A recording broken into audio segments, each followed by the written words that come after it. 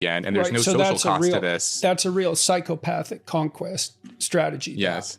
Right. Yes. Because the psychopaths, they tend to form relationships that are very predatory and then disappear.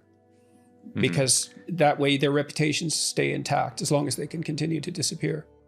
But I'm interested in what you had said before about whether this is actually sort of cultivating psychopathy in young people and young men, where, you know, in the past, you know, typically a psychopath would do that on their own. But now with the apps and the technology, removing all of the friction from, you know, breaking up with someone or having to communicate with someone that you no longer want to see them, I think a lot of people who ghost others, they're not even thinking in those terms. They're not thinking, I want to maliciously hurt this person, or I don't care about this person. It's like, it's easy. You know, you press a few buttons on your smartphone and you can move on to the next conquest.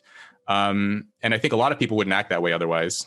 Well, the question would be, what happens to you after you do that 4 or 5 times? You know, let's say you're not particularly psychopathic to begin with. It's like you learn what you practice.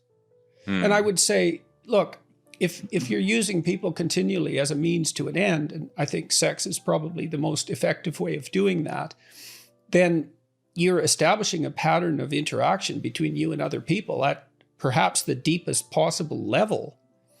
And so if you do that repeatedly, first of all, you're certainly not engaging in anything that might be regarded as a meaningful or deep relationship.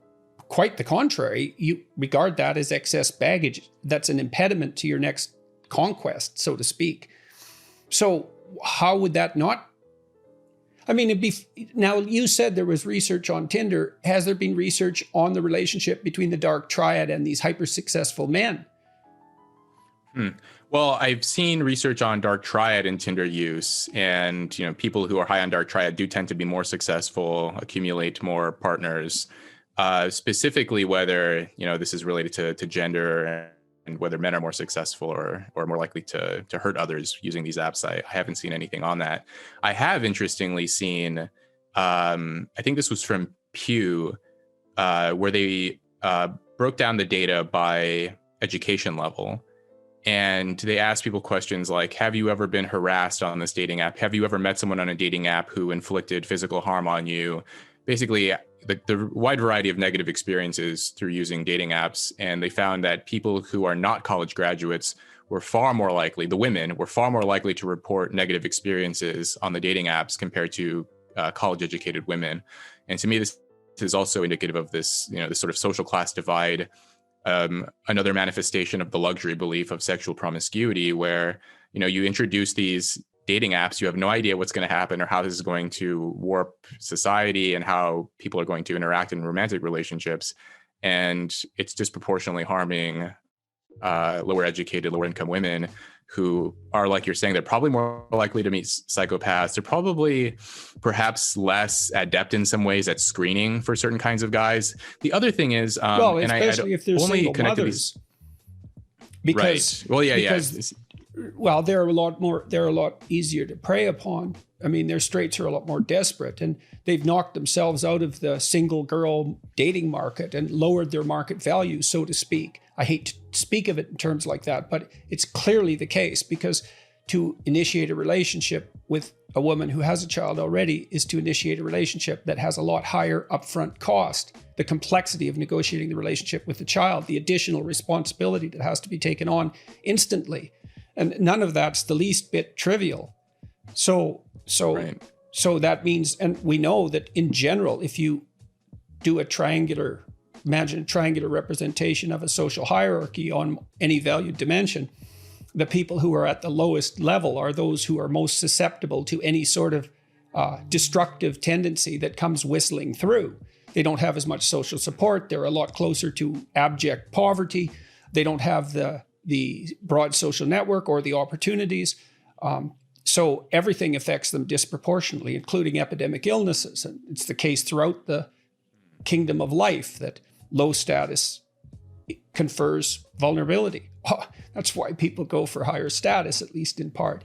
Yeah, so right. the Tinder, I mean, I don't know how widespread Tinder use is. I don't know that much about Tinder, but when I first found out about it, I thought this is a technology that, well, they certainly named it properly, because Tinder starts fires, and it's a fire starter, and not just sexually. And something like 40%, last I saw, something like 40% of people under 30 are using the apps. I would imagine it's probably higher now, especially in the wake of COVID. So the data that I saw, collected, I think, in 2019. But after COVID and the pandemic and the lockdowns, there's no other way to meet people. So I'd imagine a lot more people download those apps, and we'll see if they wean themselves off or if they're hooked.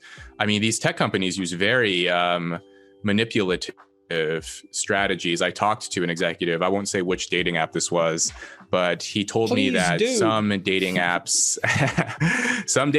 will basically what they call, I think they're called seeding, where they'll put fake profiles of very attractive, usually women, right? Because men are actually more likely to use dating apps, and they're sort of more likely to pay for the premium profiles compared to women who don't have to, because they're going to get matches anyway. So anyway, the dating app companies, they'll seed them with fake attractive women profiles and intentionally match with men who have recently downloaded a new profile, basically newly created one. And the idea here is that if they download the app and they immediately match with an attractive woman, and then they usually have a couple of conversational exchanges like, hey, how's it going? Good. How are you? And then that's it. The robot no longer responds to the user. But the reason why this is done is basically to give them a little hit, right? It gives them, it's like drugs. Give them a little boost, and now they're hooked. It's a major hit. You bet. It's a major hit. Yeah. And so basically they called it chasing the dragon, which is basically a term from drug usage, right? From heroin. You give them a little hit, and then they're going to be chasing that high for the rest of their lives. So, I think that there's so many complexities to this. It is. And they are creating a lot of heartbreak and a lot of frustration. Wait till for the both AI women and people men. get all over that. Well, because you by can then, imagine if you're interacting with someone fake, that can be tailored to your desire.